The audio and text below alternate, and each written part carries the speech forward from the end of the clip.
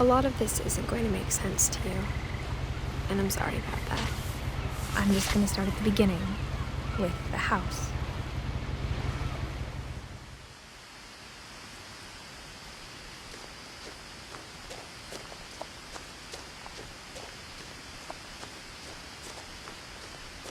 I lived here until I was 11, but I wasn't allowed inside half the rooms.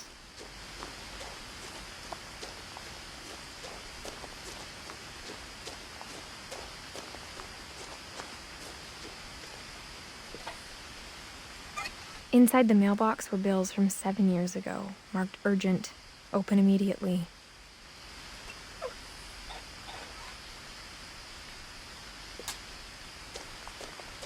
I hadn't been back since my brother Lewis's funeral.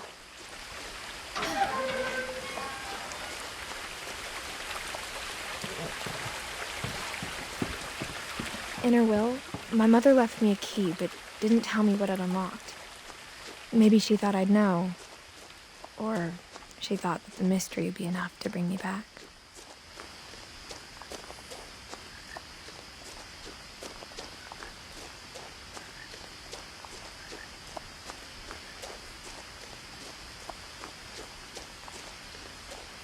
No one had driven this way in a long time, but I saw a few hoof prints.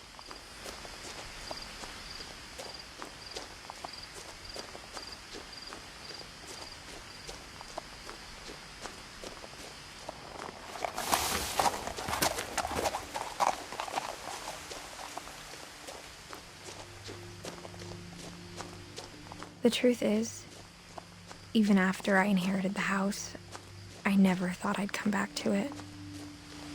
But now I had questions about my family that only the house knew the answers to.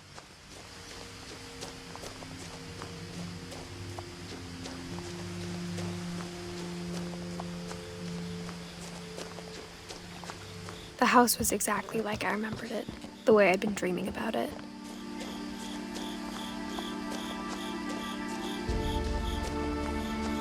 As a child, the house made me uncomfortable in a way I couldn't put into words.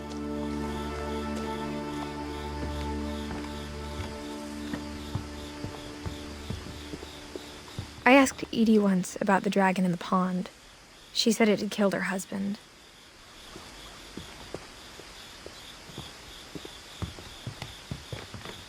Now, as a 17-year-old, I knew exactly what those words were. I was afraid of the house.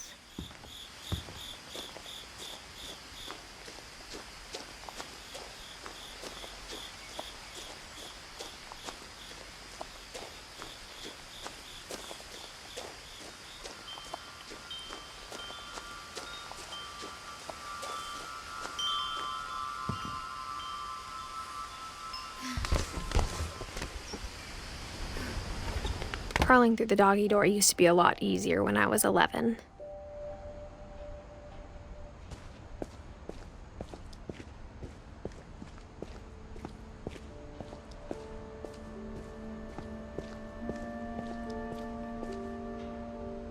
The power had been turned off the night we left. For the first time in years, I felt like I was home. But instead of a family, there were just memories of one.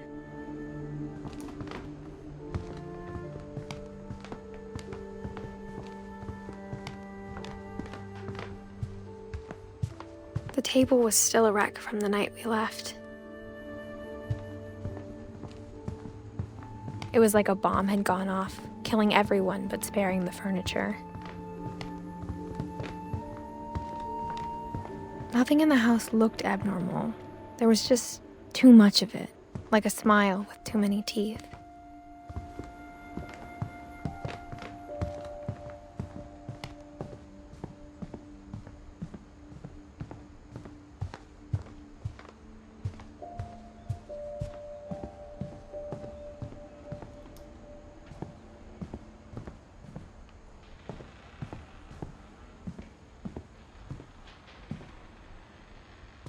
After Milton disappeared, Mom sealed up all the bedrooms.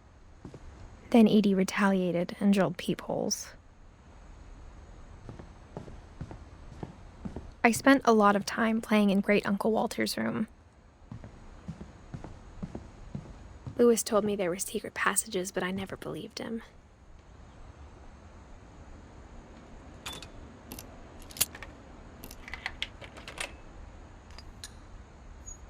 Turns out, my mom was really good at keeping secrets.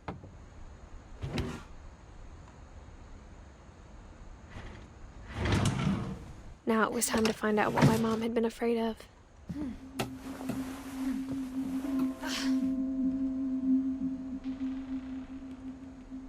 Reading this, maybe it sounds like I had a plan, but I had no idea what was behind that door. Just like I had no idea where all this was gonna lead. I grew up looking at Molly's room through the peephole. Being inside for the first time, I felt like I'd stepped behind a painting.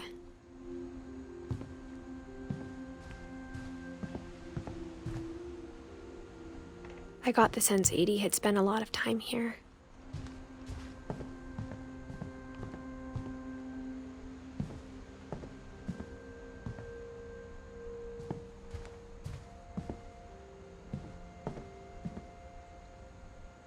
Molly's gerbil had a tiny bedroom with its own even tinier gerbil cage.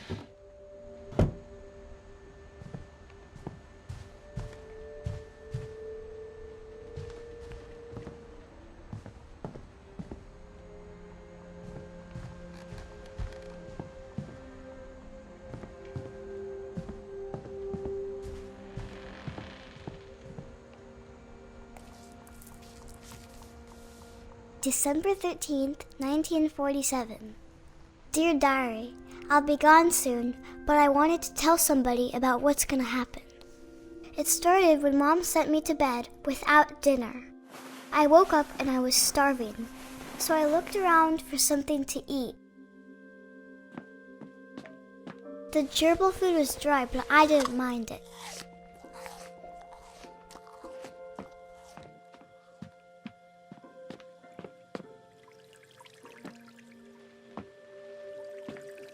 I thought about eating Christopher, but I held back.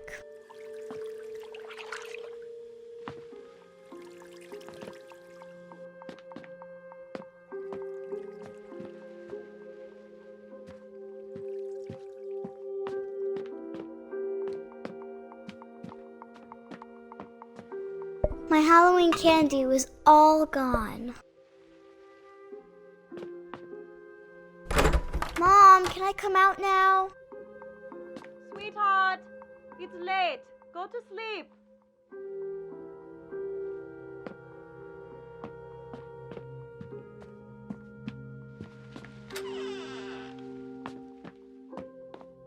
I kept eating and eating.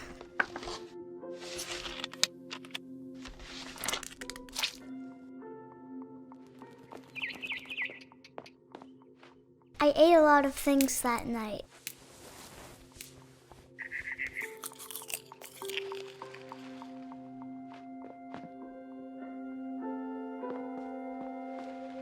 Then I heard chirping outside my window. It was a barn swallow going back to her nest. I reached out for her.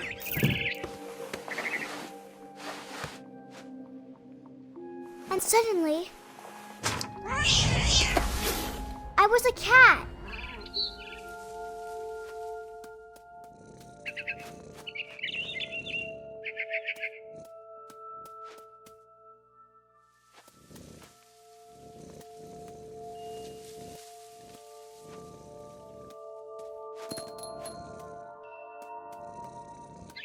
I tried to be quiet, but the bird was really scared.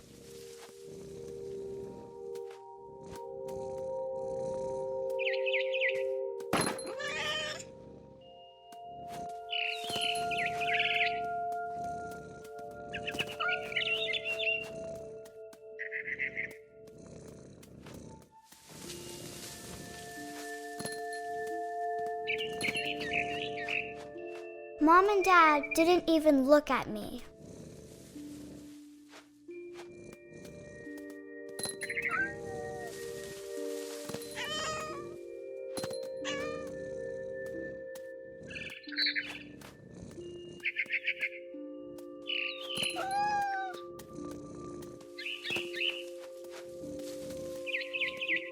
I jumped and I almost got her.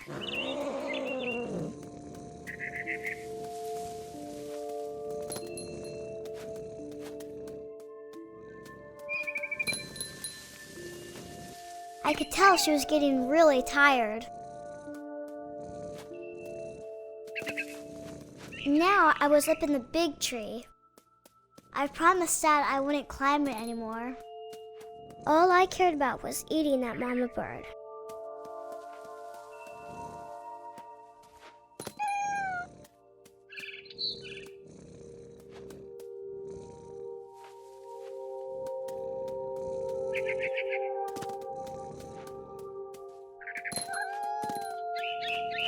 I gobbled her up.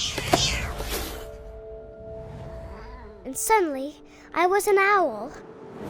First, all I heard was the wind. Then I heard little teeth nibbling in the grass.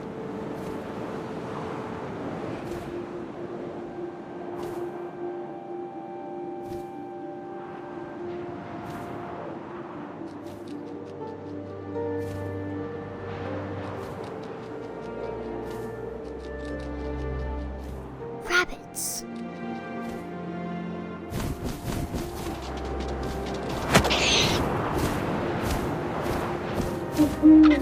I imagined his face looking up and seeing mine through my talons. I swallowed him up, and I didn't chew one bit. Then I flew off to find something bigger.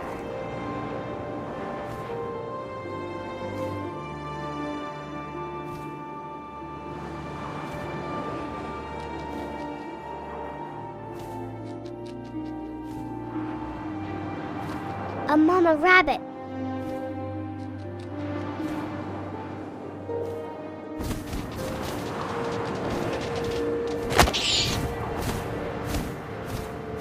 She was almost too big to carry. I started choking, but I couldn't stop eating. And suddenly, I was a shark.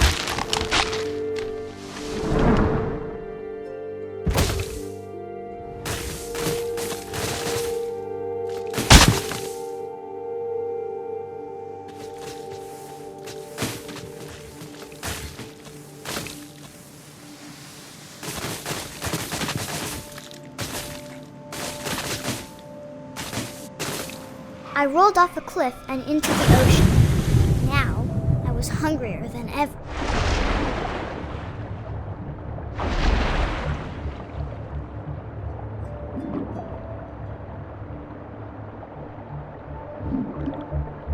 I wanted fat, juicy seals.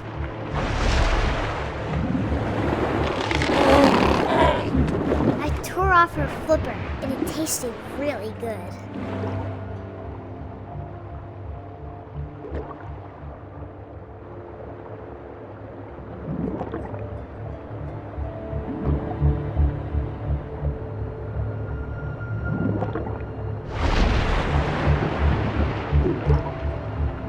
Grabbed on tight. When I was so hungry, I jumped out of the water.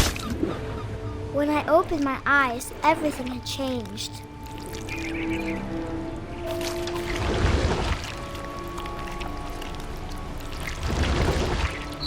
Now I was a monster, and I smelled people everywhere.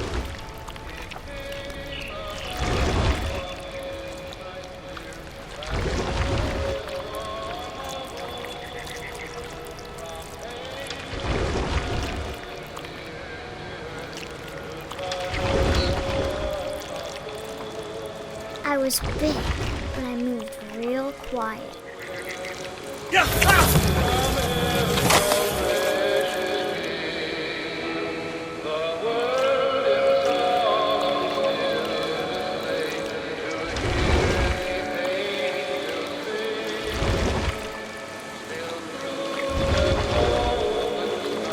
I wanted to stop, but also I didn't.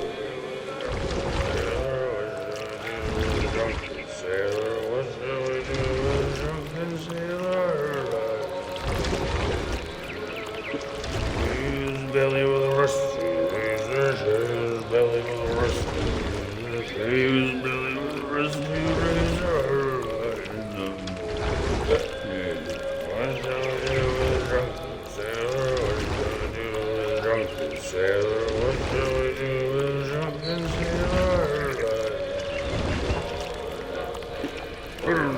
and Captain Star plumed and Captain Star plumed and After the last passenger, I was still hungry.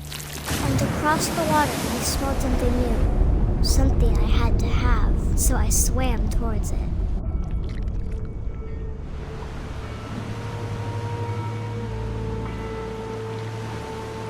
I slithered onto the sand, and the good smell went into an old pipe.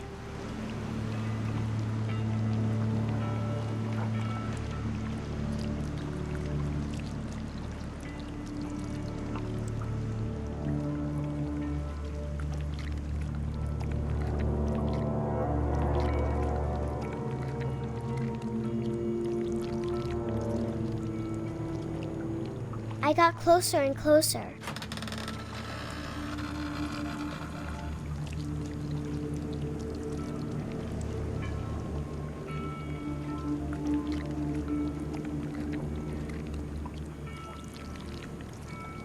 All of my stomach started growling. And suddenly, I was me again. I held my breath for a long time, but I couldn't hear anything. I think it's waiting for me to fall asleep. But it's not going to wait much longer. It needs to feed, and we both know I will be delicious.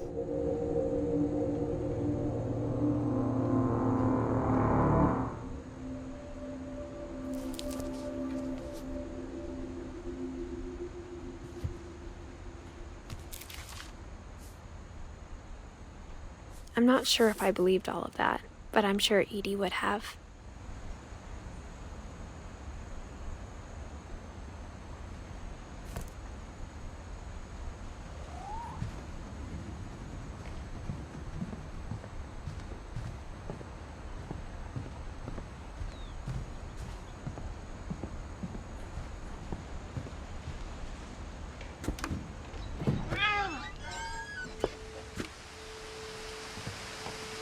This will be obvious later, but my mom never told me any of these stories.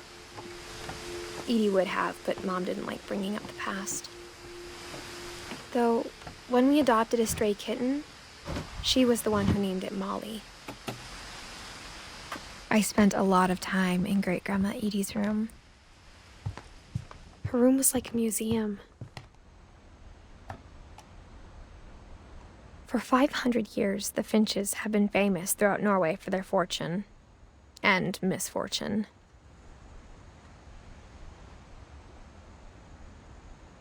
Odin Finch buries the latest victims of the family curse, his wife Ingeborg and their newborn son. On January 7th, 1937, he set sail with his family and his house, hoping to leave the curse. But 40-foot waves off the coast of Washington send the house and Odin to the bottom of the sea. Odin's daughter Edie, with husband Sven and baby Molly, step ashore on their new home, Orcas Island. Odin Finch is the first to be buried in the new family cemetery. His daughter Edie is already dreaming of a new Finch house.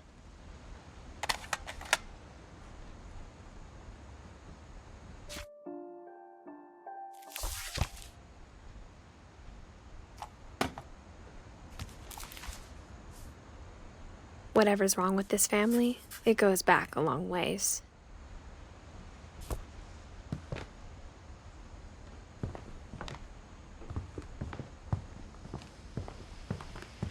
Louis died a week before we left, but Edie had already started to memorialize him.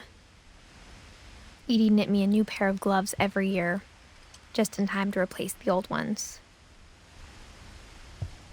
Great-Grandma had always been the family's biggest fan. Edie gave a big interview about a mole man living under the Finch house. My mom was furious. I hadn't thought of myself as Edith Jr. for a long, long time. One summer, they evacuated the island, but Edie refused to go. For a few weeks, she was a celebrity. When Edie told people Sven was killed by a dragon, she could also have said he was building a dragon-shaped slide that collapsed. even in her 90s. Sometimes Edie seemed a lot younger than my mother. The only trace Grandpa Sam's first wife, Kay, left on the house was the pink bathroom. It was a pretty big trace.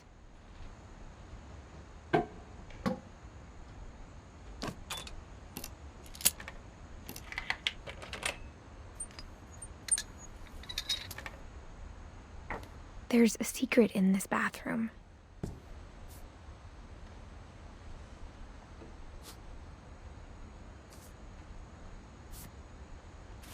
It's in the last place you would look. It isn't in the cupboard. It's hidden in this book.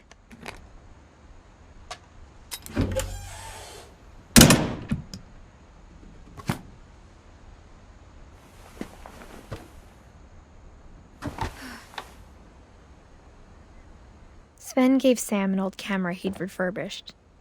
He never put it down.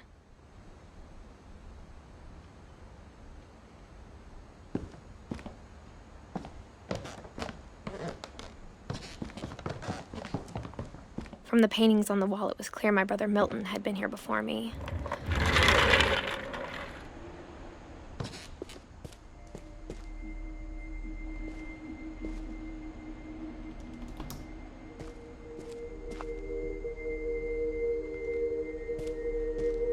I knew Grandpa Sam had a twin, and that he never talked about him. I guess my grandpa didn't like history any more than my mom did.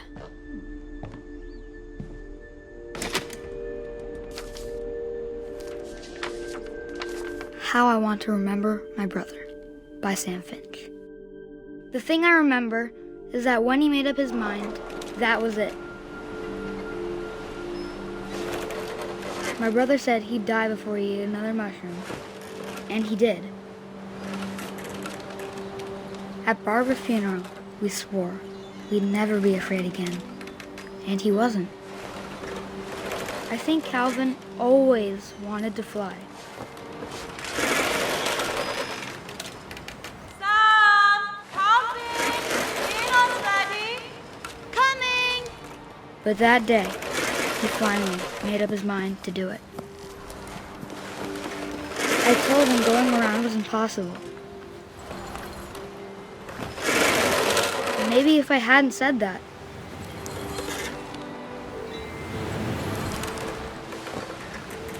Calvin! I'm not gonna tell you again! Or maybe if the wind hadn't picked up. Then maybe he'd still be here. But I doubt it. I think he'd already made up his mind. That's what I want to remember about my brother.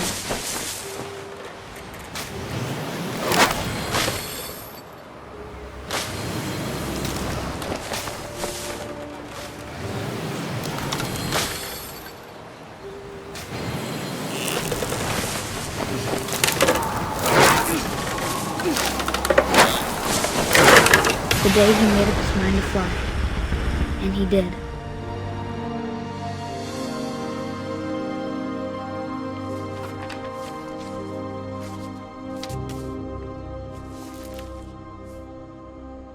Calvin's story felt strangely familiar. When I was younger, I remember trying to do the exact same thing.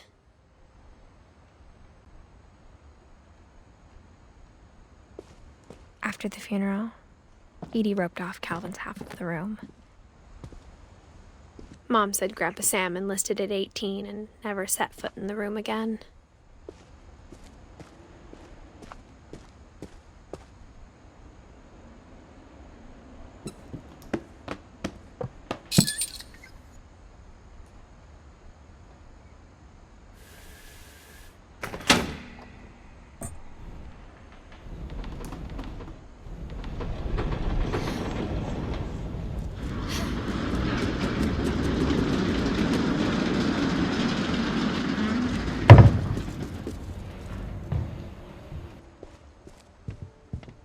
The passages were a pretty tight fit. They'd obviously been built for smaller hands and bellies.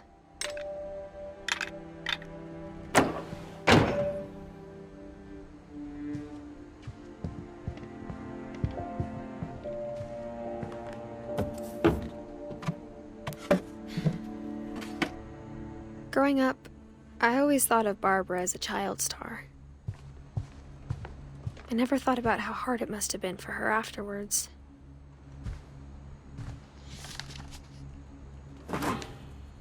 Of all the stories people wrote about Barbara's death, I'm surprised Edie saved this one.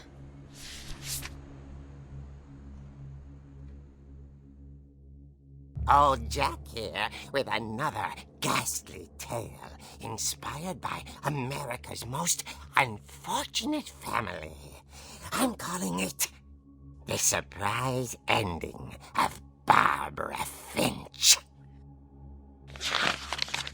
As a child star, Barbara was famous for her scream. Now at 16, she was all washed up. A has-been. But in a lucky break, she'd been asked to perform her signature scream at a local convention for monster movie fans. It was just the boost her career needed. Unfortunately, her scream hadn't aged well. Getting better. I think you just need the right motivation. Her biggest fan and current boyfriend, Rick, was about to demonstrate when... Now that was a great scream. It was Barbara's father, Sven. He'd slipped into a table saw and had to be rushed to the emergency room. So Barbara got stuck babysitting her youngest brother, Walter. Her convention comeback was cancelled. Okay, I'm hearing frustration, but I'm not hearing terror. What if I tried... A gang of hoodlums in Halloween masks have been terrorizing Orcas Island tonight. Police are urging residents to... That came from the basement. You're right! Also, I loved your delivery on that. Why is your basement door locked? Because my dad likes making puzzles and secret passages. There's a key hidden in the music box. The secret is to keep winding and winding until finally the key pops out. Thanks, babe. I'll be back in a sec. 20 minutes later, Rick hadn't returned. So Barbara went to look for him, right on cue. She reached for the music box.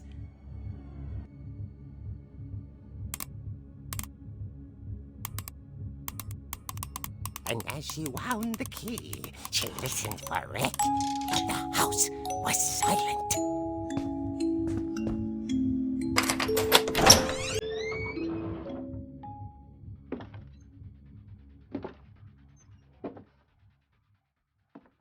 She found Rick's crutch and imagined the worst.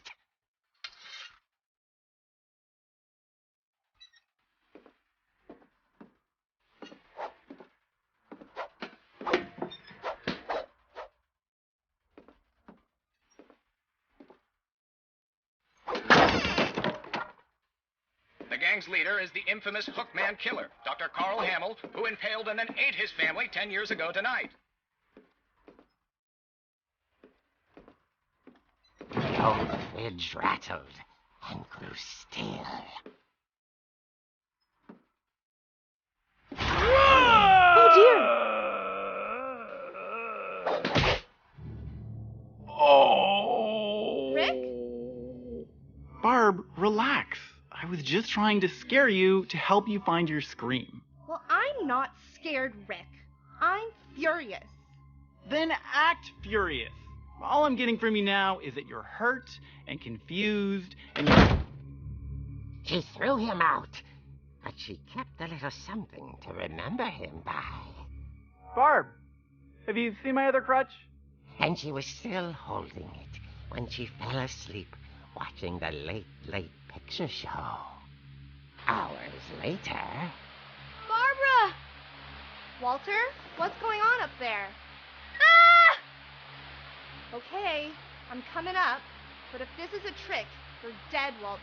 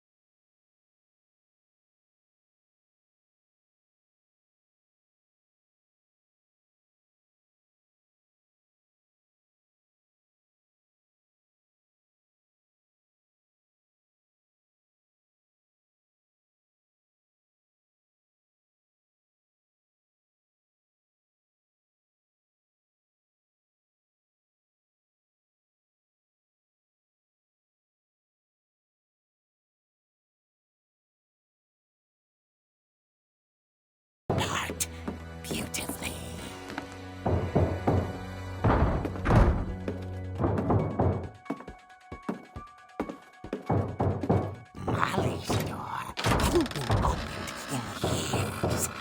The hinges groaned.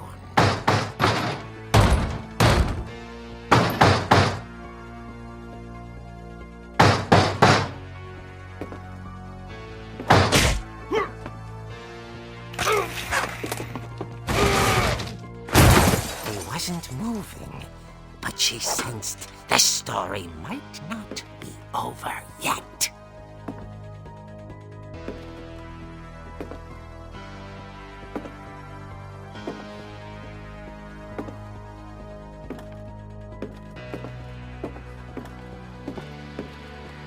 The hookman had vanished. She listened for his breathing, but all she heard was...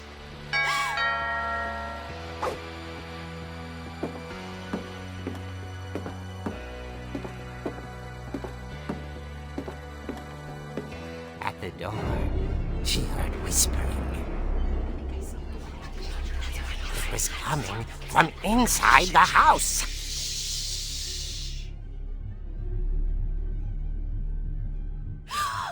Oh dear. The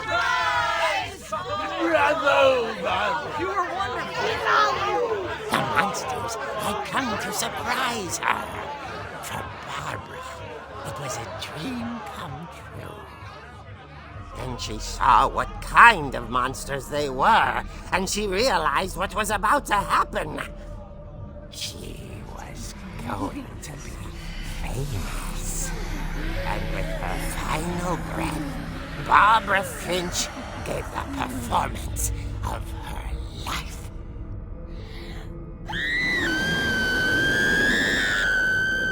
I wasn't there myself, but I hear Barbara was magnificent.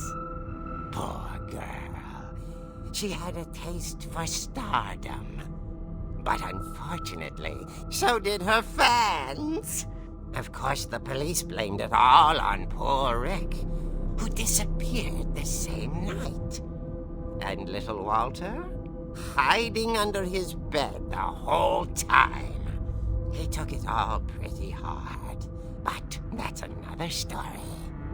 As for Barbara, tucked inside the music box is all they ever found of her. Her ear. Now that's what I call a real eerie tale.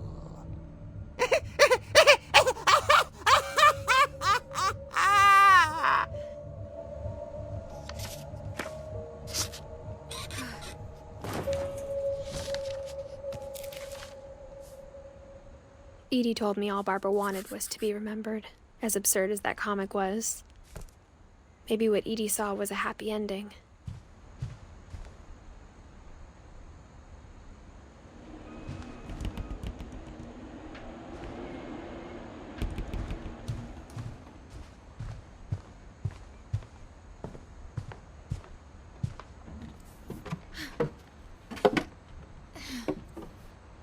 I guess now I know why Mom didn't like me playing with the music box.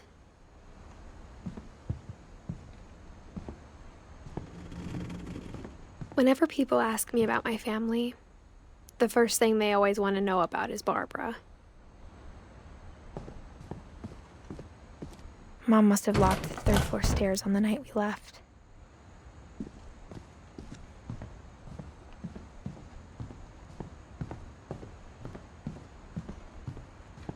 It's funny. All those times I played with the music box and never found the basement key.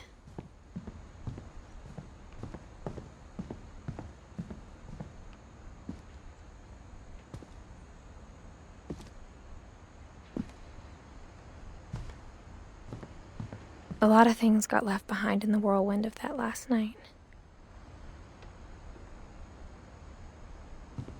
My mom wasn't much of an optimist, but she never stopped believing that my brother Milton was alive.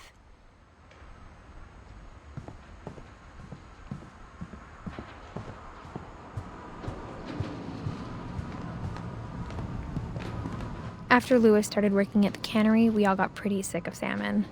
Except our cat, Molly.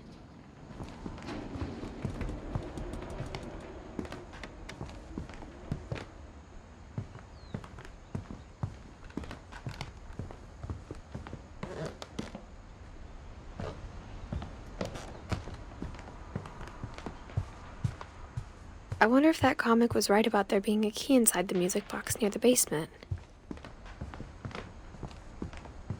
My mom was the only one of us who could imagine Great-Grandma Edie living in a nursing home.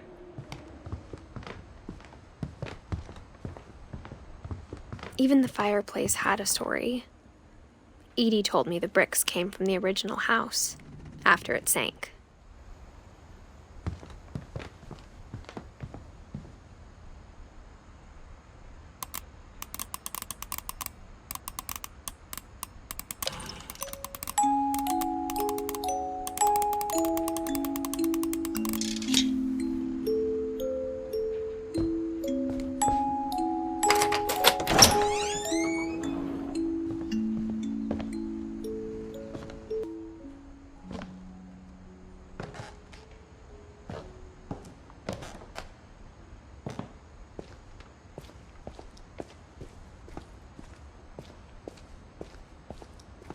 Mom said the basement was off limits, unless I wanted another tetanus shot.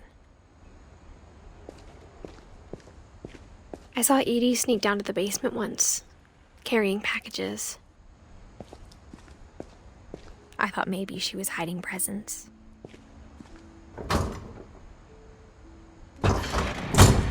It turned out she was hiding a lot more than that.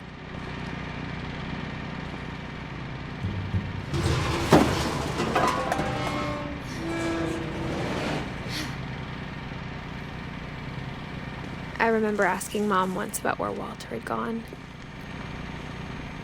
She said after Barbara died, he got as far away as he could. If there's a pattern in all these stories, I think it's that none of us has gotten very far.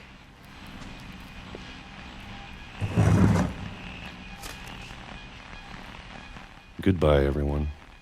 I can't believe I've been down here for 30 years. On that first day, after the shaking started, I didn't think I'd survive a week.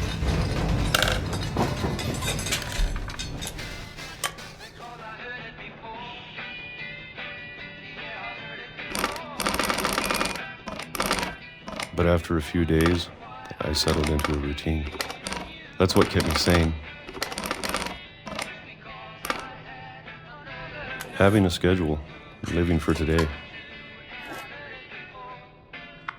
I always expected to be dead tomorrow. But if you wait long enough, you get used to anything.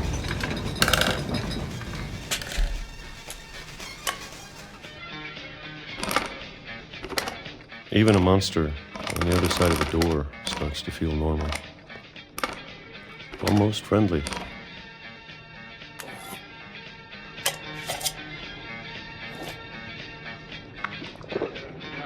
And then one day, everything just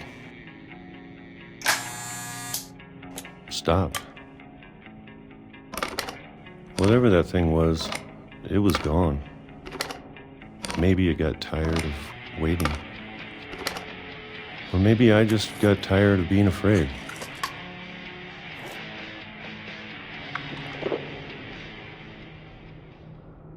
It's been a week now, the longest in 30 years.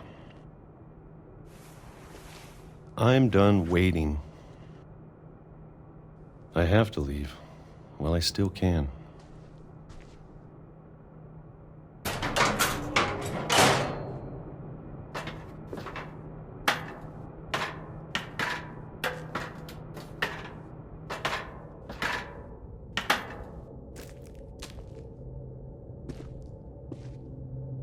I know it's out there somewhere. Whatever killed Barbara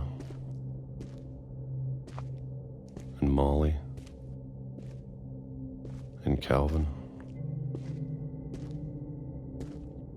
Maybe this is all a mistake. But I need to stop living the same day, even if it kills me.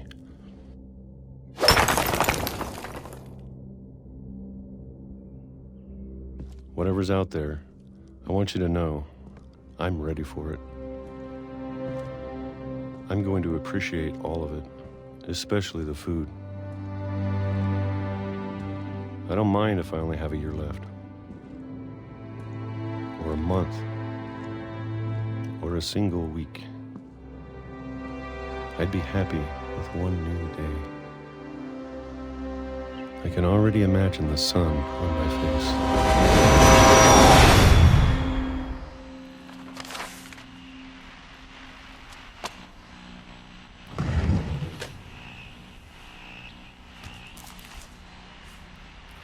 Walter died when I was 6. I can't believe my mom never told me he was down here.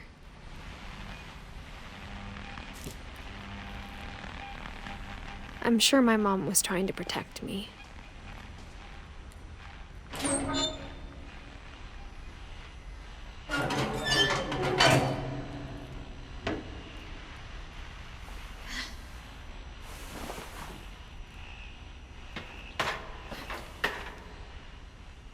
Maybe she was afraid I'd end up like Walter. But if she never told me about an uncle under the house, I can only imagine what else she was hiding. I don't want to make the same mistakes she made, trying to bury something that's still alive.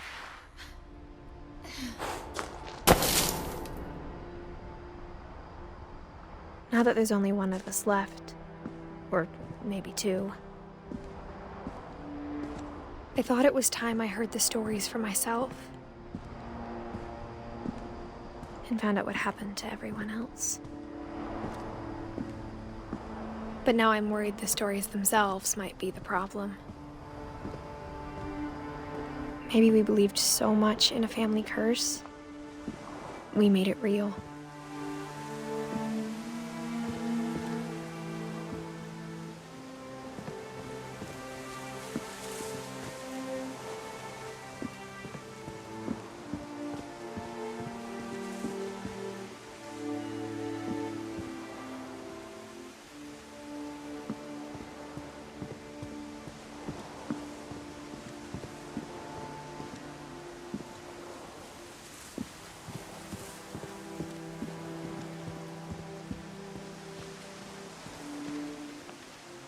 I don't know if I should even be writing this.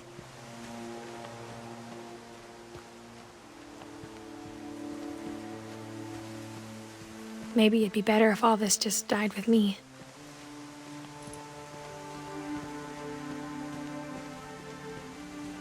But I thought you should know about your family.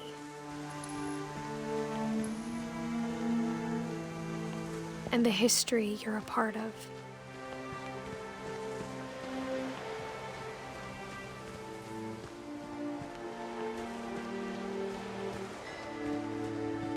Though to be honest, I feel as lost as you probably do right now. I think the people in these stories believed them, for what that's worth.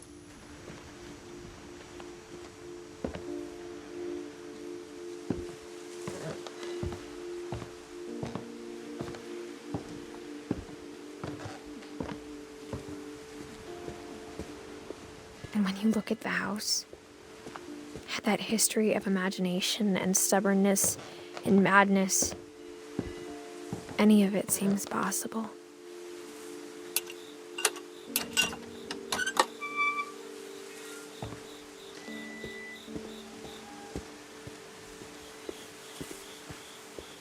I think we've been surrounded by death for so long, we've just gotten used to it. What kind of family finishes building a cemetery before starting the house?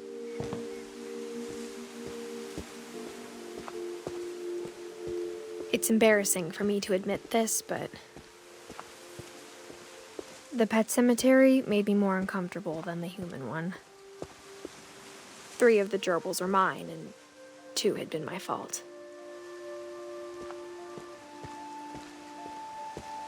Sven built the house, but it was Edie who designed the cemetery.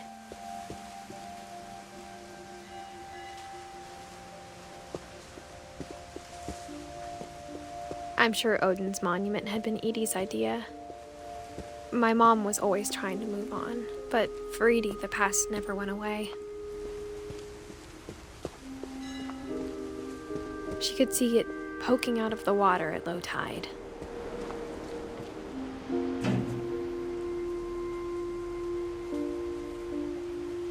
Edie said she dreamed about the old house every night.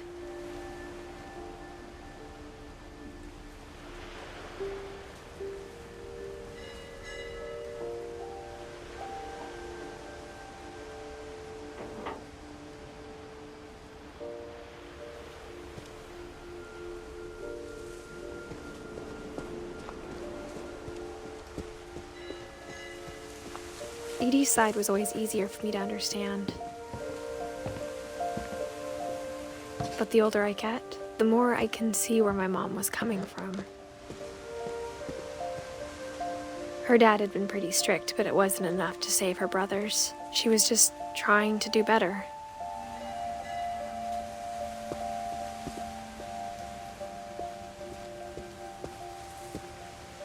She lost 2 of her brothers, just like I did. I get why she tried so hard to protect us.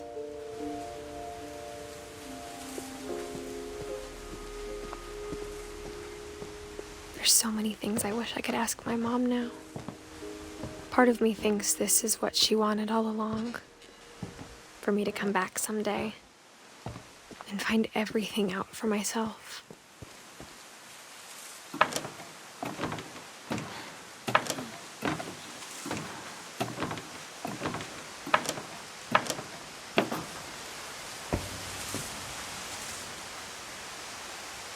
But looking back on it now,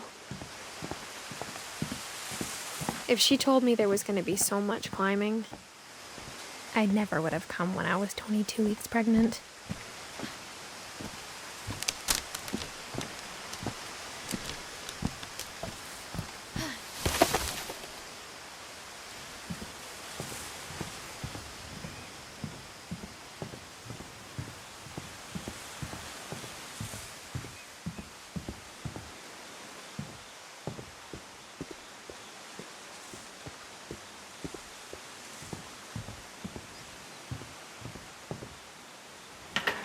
I never met Grandpa Sam, but I think he and my mom had a lot in common.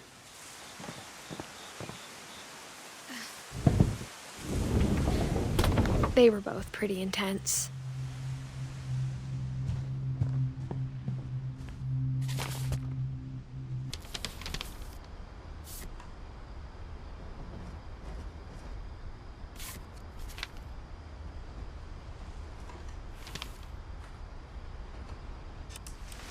Dawn, I promise, you'll never forget this weekend. Yes, sir.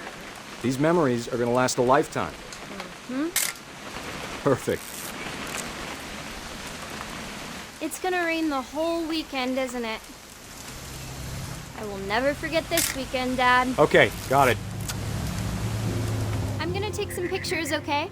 Just be careful. That camera's older than you are. Aw. Definitely should not have drunk all that coffee. Hey! That's a keeper. I'm just saying, I'm not always gonna be here, Dawn. You'll need to remember this stuff, if you want to survive. I'll be fine, Dad. Dad! Good eyes, Dawn. Before you take the shot, let me get a picture of you. Dad, Just breathe. Let me get behind you. Do I have to do this? Dawn, you don't have to do anything. But if you want to survive, you'll need to be strong.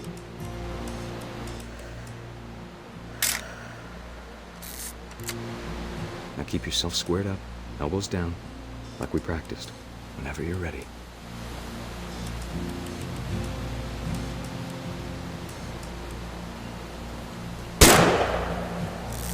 Great shot, Dawn!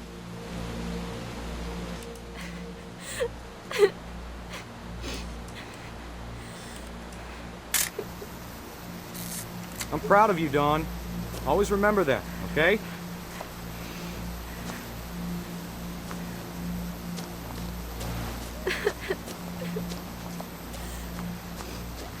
Sorry, Dawn, just gotta reset the timer.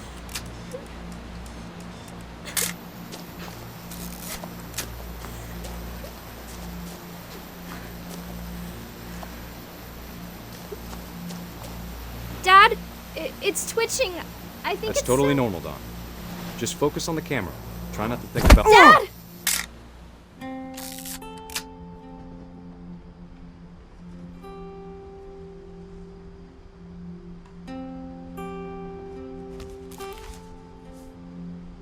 Of all these stories, that's the one I wish most that my mom had told me.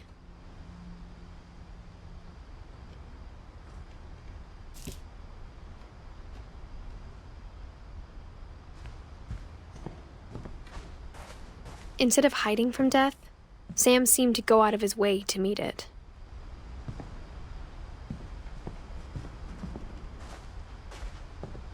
Sam spent his life shooting photos, but Mom said he got nervous being in front of the camera. I guess we're all afraid of something.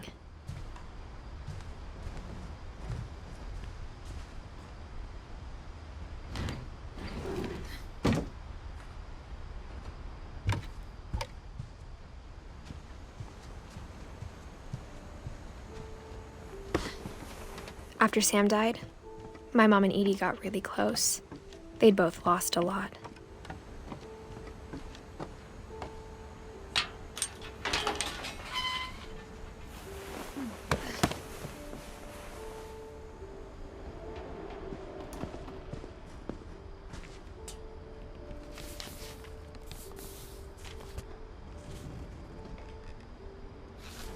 Dear Kay, do you remember the way Gregory used to laugh when he thought he was alone?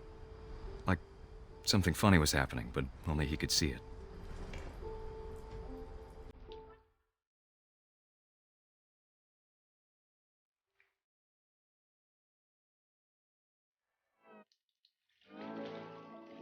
I think he saw things the rest of us don't.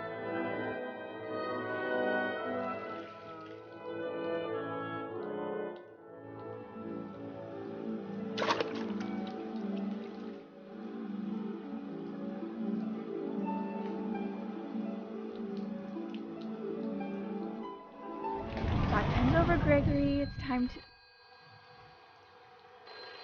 Hold on, sweetie. Hello?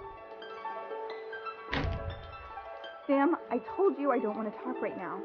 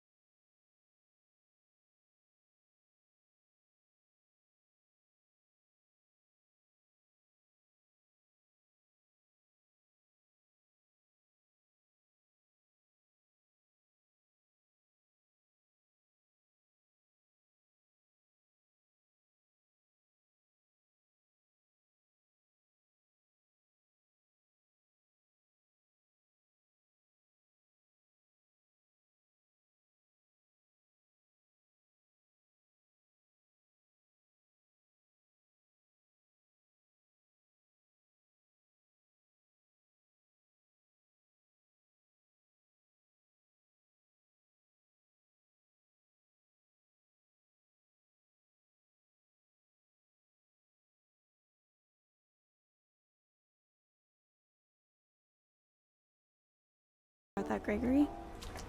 I know you did everything you could. Maybe if I hadn't called that night. Damn it. Hold on, I don't want Gregory to hear this.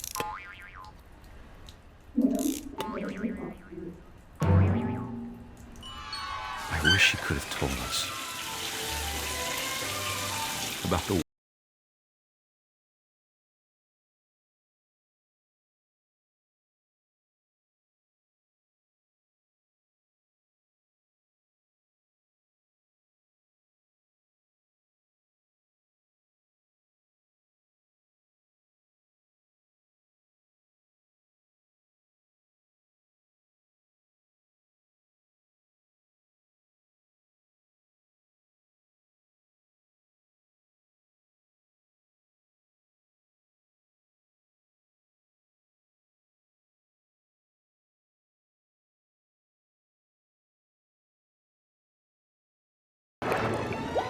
sure he's happy.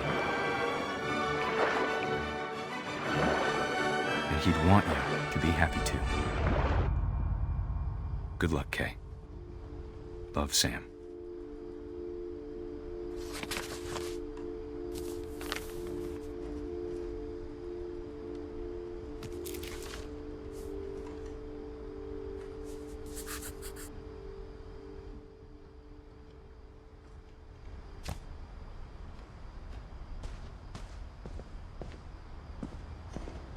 I can't imagine my mom ever writing poetry, and yet... A poem for Gus, who always said the wedding was a bad idea. Our father never hit us kids, at least not very hard, before the day my brother said with teenage disregard that he'd be dead before he'd see a wedding in our yard.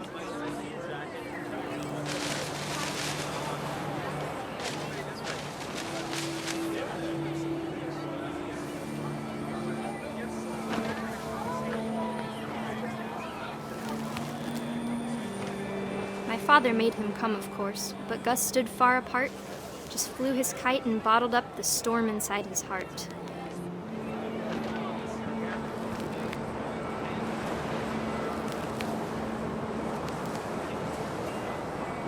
I tried to talk him out of it, but though he'd never met her, "We don't need a stepmom," were the words that I now pronounce you husband and wife. You may kiss the bride.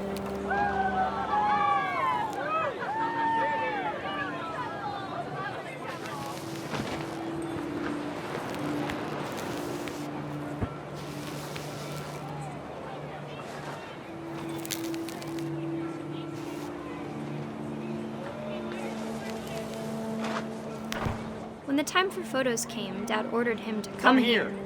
But Gus declined, and as a sign held up his middle finger.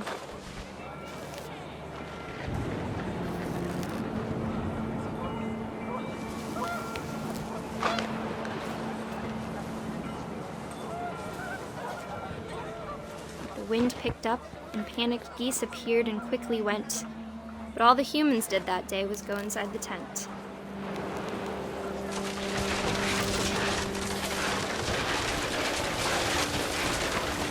The rain came down in buckets then, but no one seemed afraid that nature might destroy the tent our dad had crudely made. The thunder sounded much too close and full of angry power, but all my father said to this was, "Make the music louder."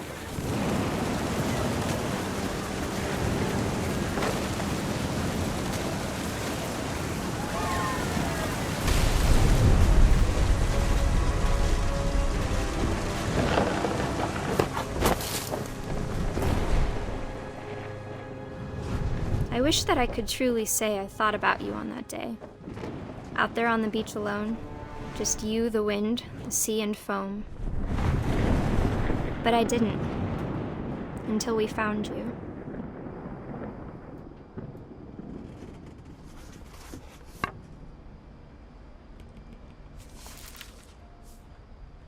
She never talked about him, but Mom told me once if I was a boy, they were going to name me Gus.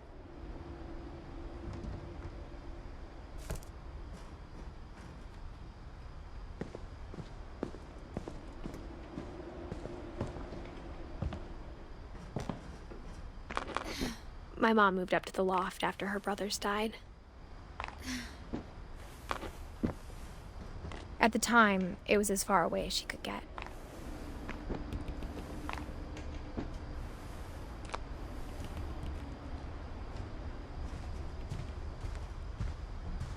She spent a summer building houses in Calcutta, where she met my dad, Sanjay.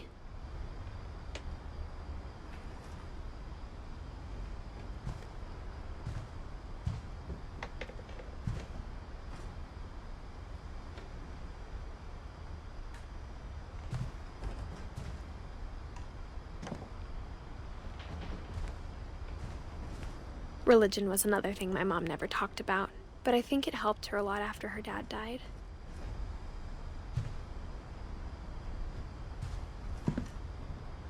My mom moved to India a week after graduation and got a job teaching English. Louis was born a year later. When my dad died, I don't think Mom knew where else to go. I'm sure Edie was happy to have her back. And to see kids in the house again.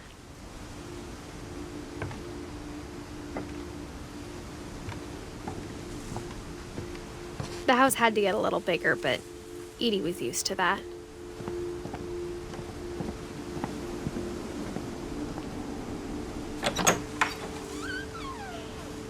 And for a while, things were good. Almost normal. But it didn't last. The beginning of the end was Milton's 10th birthday, when Edie gave him a castle.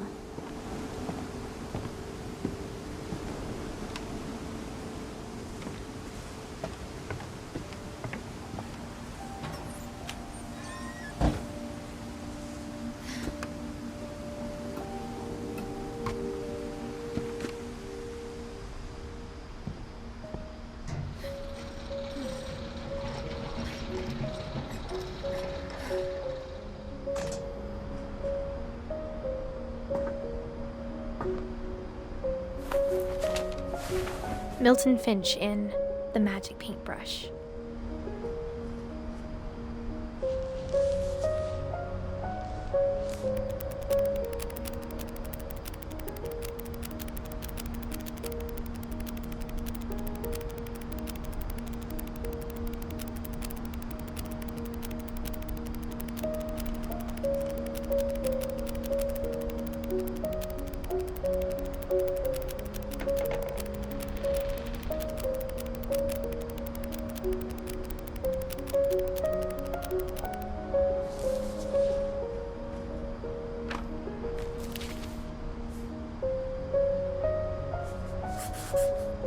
I was 4 when Milton disappeared.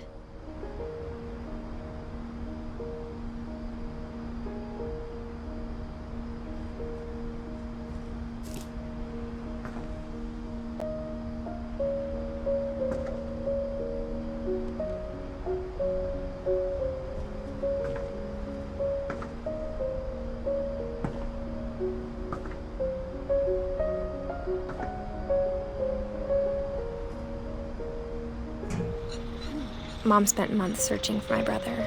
Then she sealed the doors.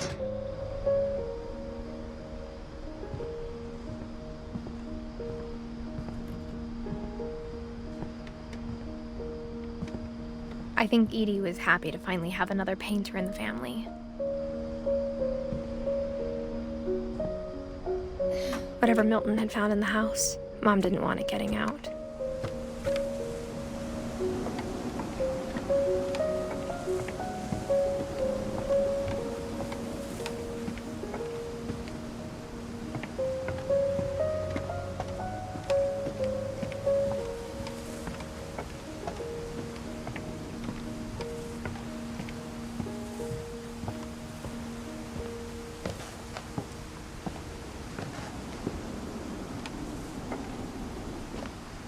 Mom definitely blamed Edie, but I think Louis blamed himself.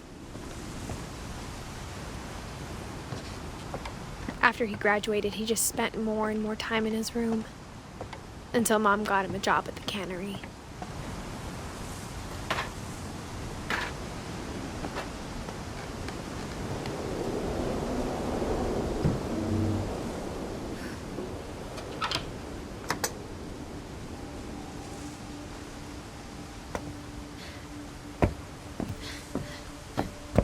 Louis's room smelled very, very familiar. That part of him lived on.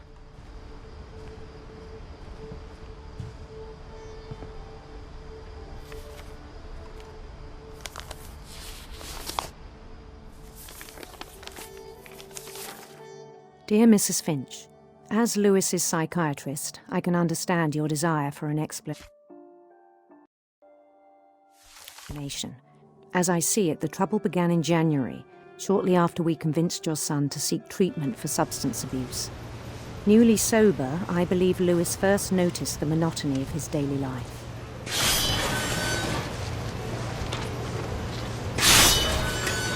He kept working at the cannery, but he withdrew part of himself. In our sessions, I saw the same behavior. His mind began to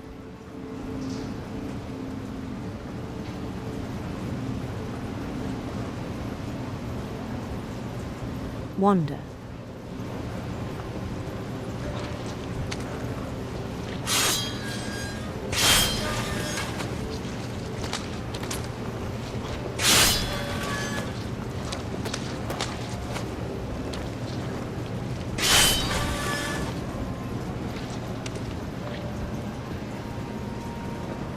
I asked him to describe it. He said he started small. Imagining a labyrinth. He'd feel his way about. Then something moved. Bats. And toads.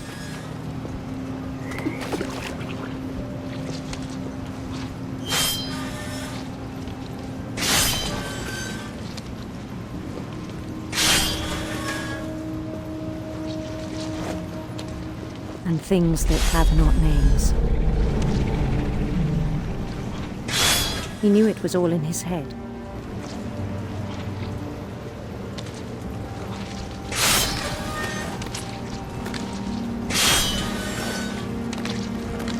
But he took it very seriously. I had hoped he'd find himself.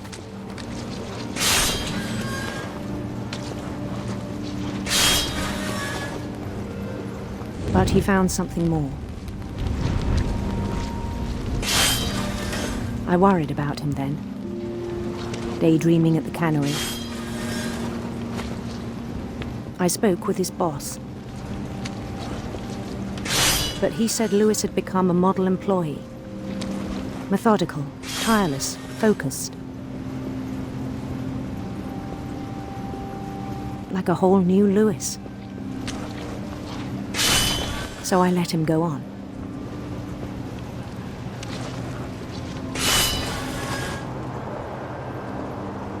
I even encouraged him. It seemed very promising at first. He told me he'd made a new friend.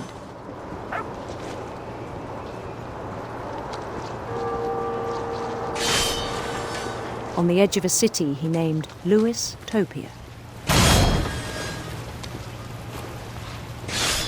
He built the city up slowly, brick by brick.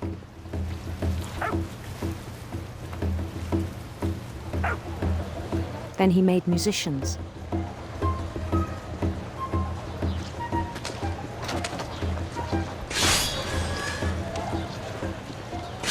And songs for them to play.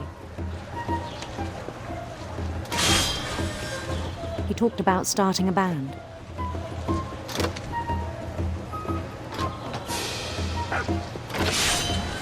And he was always humming something. Every day his imagination grew stronger.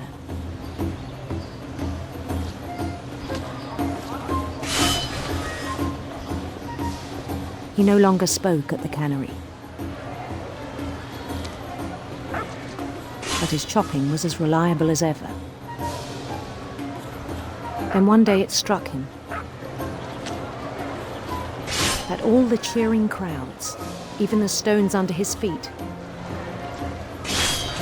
were all in his imagination, so he could do whatever he wished.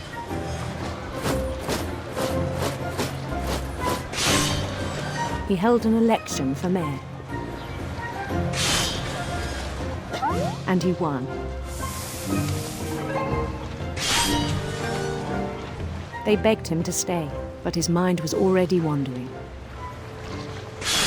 It became a game for him.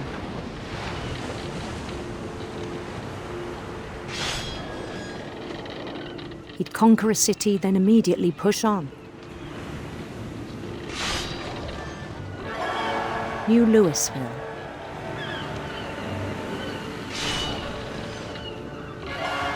St. Louis. He started drifting away from our reality.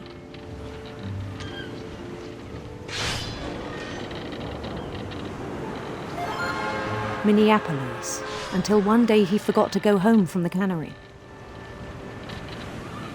Even as his mother pleaded with him, part of Lewis kept sailing on.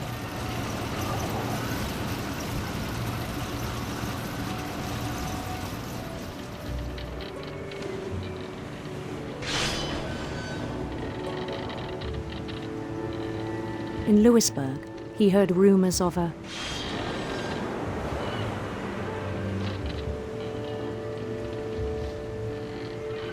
handsome queen.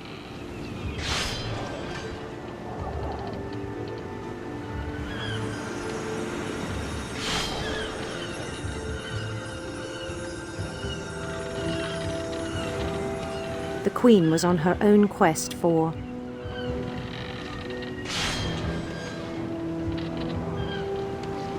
radiant rainbows.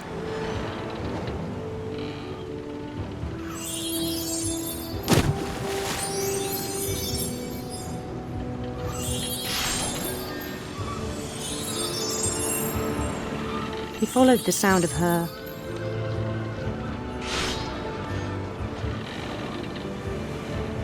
silver harp.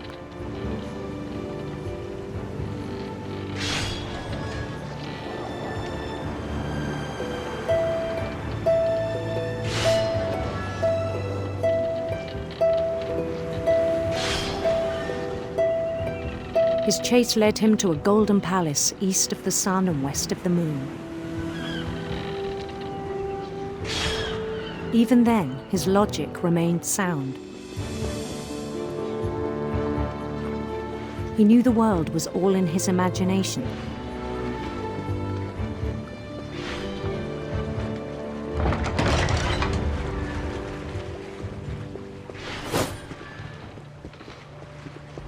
But he was so proud of having created it. In his own eyes, he'd become something greater than a king.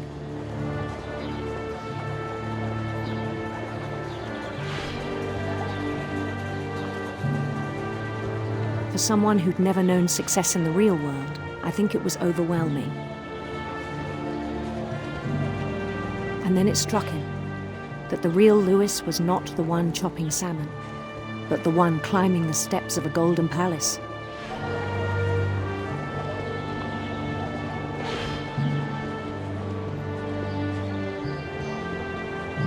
My imagination is as real as my body, he told me.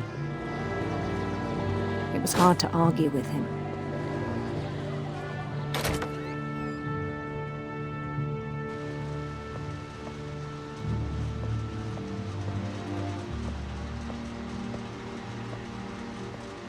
He began to forget the world we know.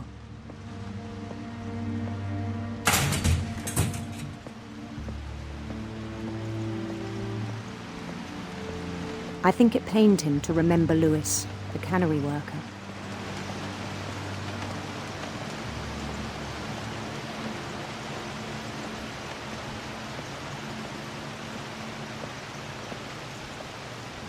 He began to despise the man with a royal contempt.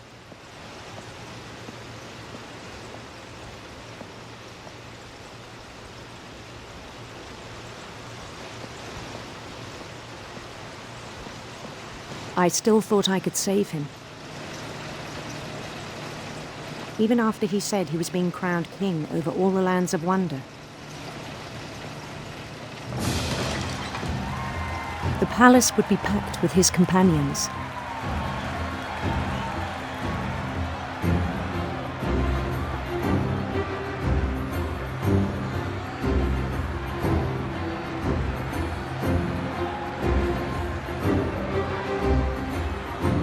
Including the wise Calico who'd insisted on inviting him.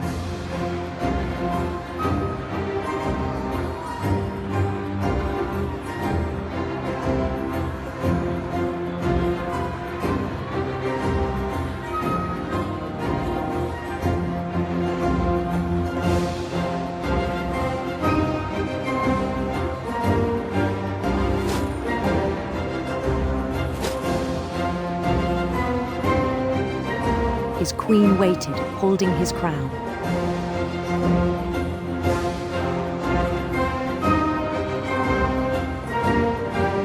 There was only one thing left to do.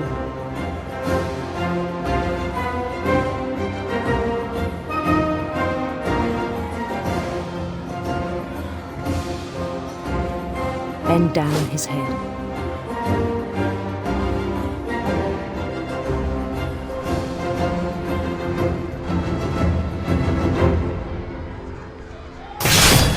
And the rest I think you know. Mrs. Finch, your son was a kind man who will be missed by all of us who knew him.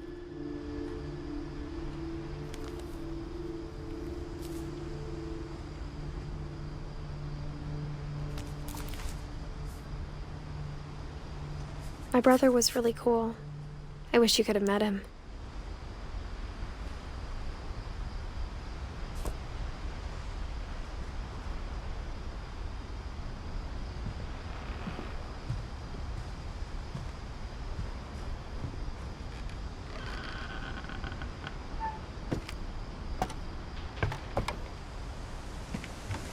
On the way back from Lewis's funeral, my mom told me to start packing. She waited until the day before we left to tell Edie. I'm not sure if she wanted to make it easier or harder.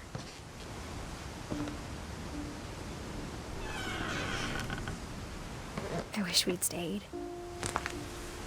But I understand why we left.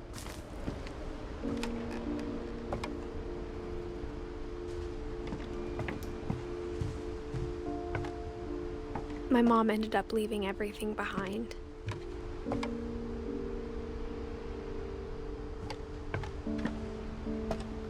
What happened that night had been coming for a long time. Maybe it should have come sooner.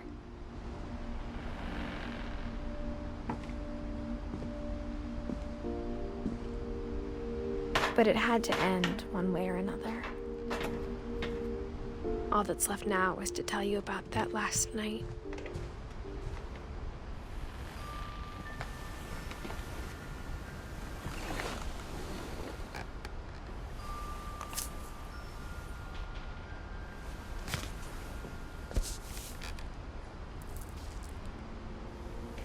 That whole last day, Edie just watched us pack and didn't say a word. Until supper, when she raised her glass and said, "To our final night together, and all our final nights apart." Grandma, you know what I said about alcohol. Some of your medications are very Edith, specific. I left a present for you in the hallway. Why don't you go open it? The grown-ups have to argue now. I'm sorry, you're right. We're all leaving tomorrow. Let's just enjoy our last... I'm not leaving. Edith, you're excused.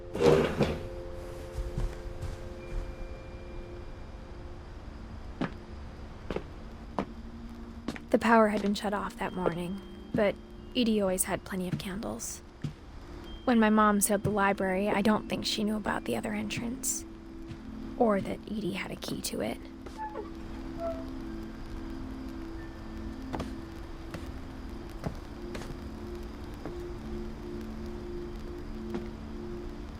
That thing you're afraid of isn't going to end when you leave the house. Edith has a right to know these stories. My children are dead because of your stories. I think it's best if Edith and I leave tonight. We'll have the nursing home send a van for you in the morning, okay? Dear Edith, there's so many stories I wish I could tell you, but there's only time for one. This is about what happened on the night you were born.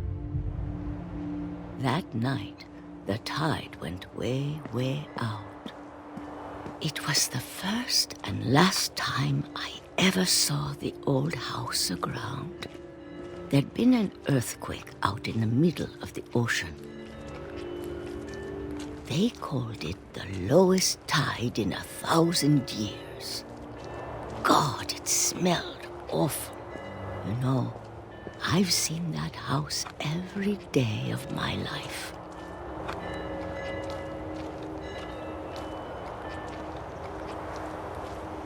never thought I'd go back to it. When the fog rolled in, I lost my way.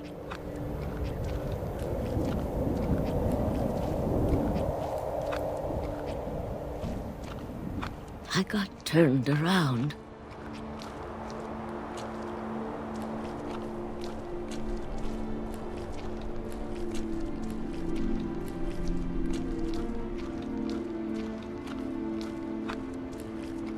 For a while, I wandered.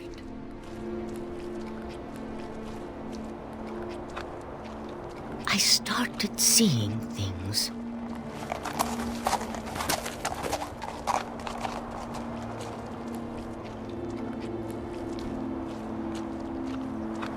Things I'd forgotten had ever existed.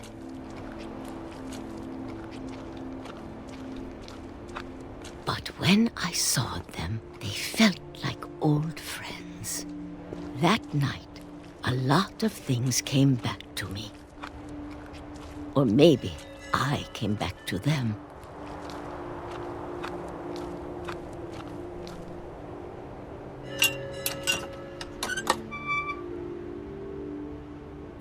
Things I can't explain, but that I need you to try and... Edith, what are you doing in here? It's mine. Edith! Mom, you're gonna rip it! Let go! I kicked and screamed, but Mom dragged me to the car. I never saw Great-Grandma Edie again. The next morning, the band came to pick her up, but she was already gone. After that, we moved around a lot.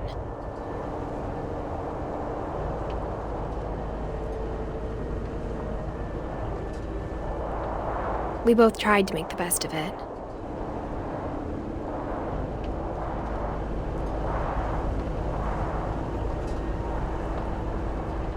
A few years went by.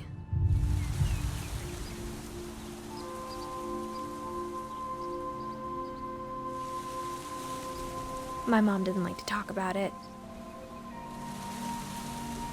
but she started getting sick a lot. The rest happened pretty quickly.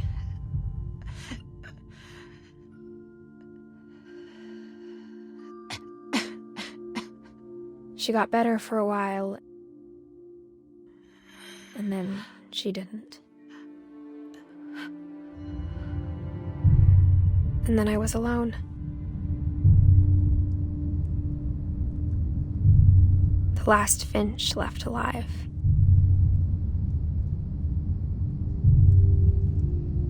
Until I found out about you. I'm still not sure what to tell you about all this. If we lived forever, maybe we'd have time to understand things. But as it is, I think the best we can do is try to open our eyes. And appreciate how strange and brief all of this is.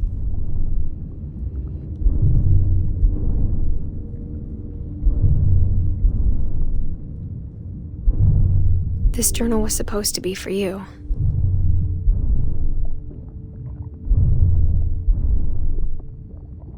But now I hope you'll never see it. I just want to meet you and tell you all these stories myself. But I guess if you're reading this now,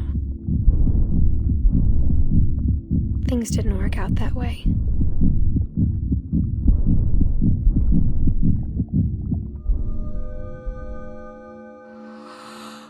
This is where your story begins. I'm sorry I won't be there to see it. It's a lot to ask, but I don't want you to be sad that I'm gone. I want you to be amazed that any of us ever had a chance to be here at all. Good luck.